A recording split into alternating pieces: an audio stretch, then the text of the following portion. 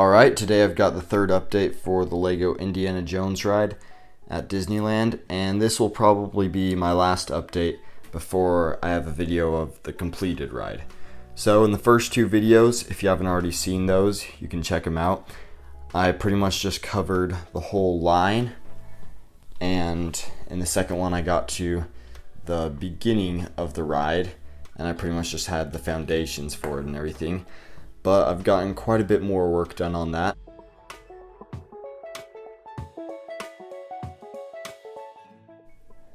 And the first main room you go in the ride is probably what I have the least done with so far.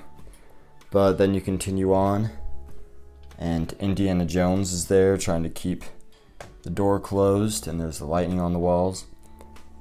And I tried to get all the major areas that I could fit in. So right over here, there's all these spiders on the wall, and it's supposed to be a really dark room, and then the light from the vehicles shines on it. So I've got these lights here, and I'll get this some more shadow here so then you can really see that. And I also use the light over here in the next part.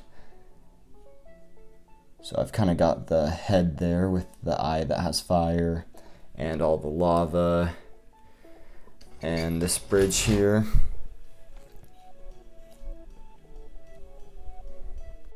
Next up, over here there's a bunch of these skeletons in the walls that would be shooting arrows at you. So I got that on both sides. And then at the end it's the ball chase. So I did a lot of detail on the walls, and Indiana Jones is hanging there with the boulder right behind him. And then you go back to the start. And I wanted to get this boulder rolling while the ride was moving without having to move multiple things. So I've got it all connected over here so that while you spin this, the ride and the boulder both spin with it. And to build this ride and have walls on both sides still, I left this whole area open right there, besides having one little platform that could sit on top of that, because otherwise everything else would get in the way of these.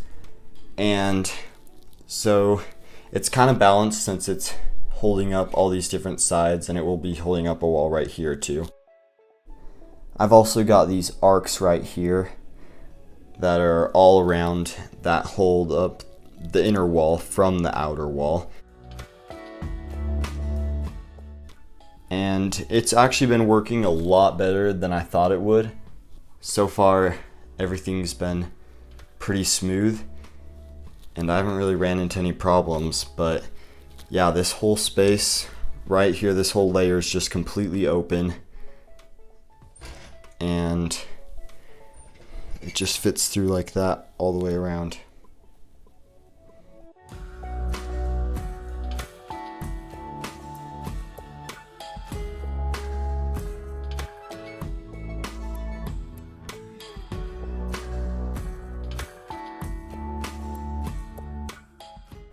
I also originally wanted to have a bunch of bumps and stuff that I would build on this to make the ride be able to move, because it's not connected completely, it's really loose in there, so it'd be able to go up and down. Unfortunately, that made it so much harder to turn this, so I was only able to add a few, but I'm still glad I could add some. So one of them is one over here, and it's a pretty small bump, but it still is a bump. And over here I've got a few that are a little bigger.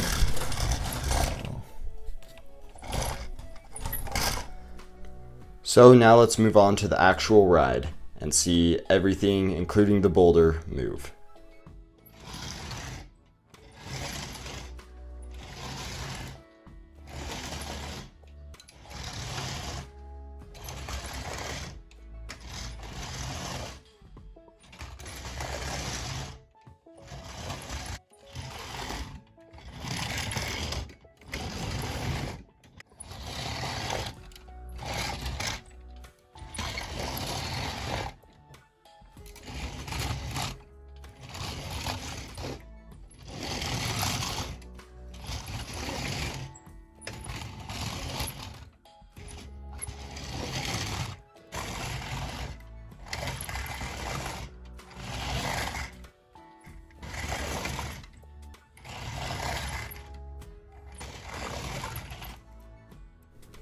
Here's the pictures I got as I was building this section.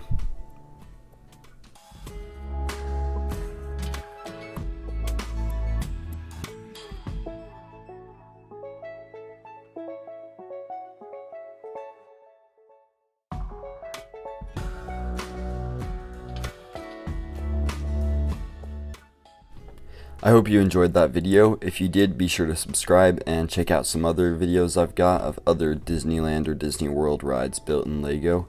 Thanks for watching.